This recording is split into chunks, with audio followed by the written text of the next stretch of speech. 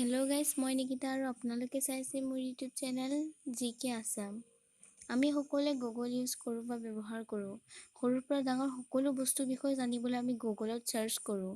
কিন্তু আমি বহুতে নাজানো যে গুগল কি, ই ক'ৰ পৰা আহিছে, ইয়াক কোনে আৱিষ্কাৰ কৰিছিল। তেনেহ'লে ব'লক ভিডিঅ'টো আৰম্ভ কৰোঁ। গুগল শব্দটোৰ ফুল ফৰ্ম হৈছে global organisation of oriented group language of art. Google এটা মেথামেটিকেল শব্দ হয় আৰু ইয়াৰ অৰ্থ হ'ল এটাৰ পিছত এশটা শূন্য থকা, অৰ্থাৎ এটা শব্দৰ পিছত এশটা শূন্য যোগ কৰাই হৈছে গুগলৰ মেথামেটিকেল ফুল ফৰ্ম। এতিয়া আমি জানো আহক গুগল কোনে আৱিষ্কাৰ কৰিছিল। লেৰী পেজ আৰু চাৰ্গী ব্ৰেইন নামৰ দুজন PhD ছাত্ৰই গুগল আৱিষ্কাৰ কৰিছিল। ষ্টেনফৰ্ড ইউনিভাৰ্চিটিত পঢ়ি থকা এই দুজন PhD ছাত্ৰই এটা প্ৰজেক্টৰ জৰিয়তে ইয়াৰ আৰম্ভ কৰিছিল বুলি জনা যায়। আৰু তাৰ পিছতে 14 ছেপ্টেম্বৰ 1997ত গুগলক ৰেজিষ্টাৰ কৰা হৈছিল আৰু পিছৰ বছৰ ছেপ্টেম্বৰ মাহৰ 1998তে এই চাৰ্চ ইঞ্জিনটো স্থাপন কৰা হয়। আৰু পিছলৈ গুগলে নিজকে জনপ্ৰিয় কৰিবৰ বাবে Google map, Google image, Google mail আদি নিজৰ লগত চামিল কৰে। 1998 চনত গুগলে প্ৰথম ডডলি হোম পেজ বনাইছিল।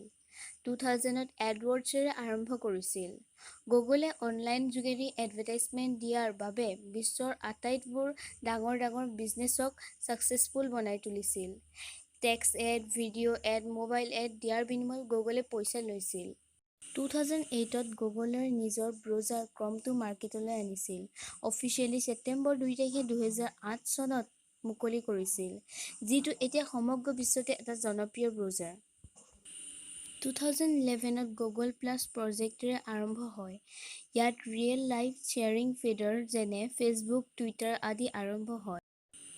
ইয়াৰ উপৰিও বৰ্তমান যুগত Google pay, Google mail, Google map আদিয়ে আমাক শৈক্ষিক দিশৰ লগতে মানসিক আৰু অৰ্থনৈতিকভাৱেও আগুৱাই নিছে। মুঠৰ ওপৰত বৰ্তমান সময়ত গুগলৰ এইবোৰ আৱিষ্কাৰে আমাক সামাজিক দিশত আগুৱাই লৈ গৈছে। ভিডিঅ'টো চাই যদি ভাল লাগিল, ভিডিঅ'টোত like, comment, share and subscribe কৰিব।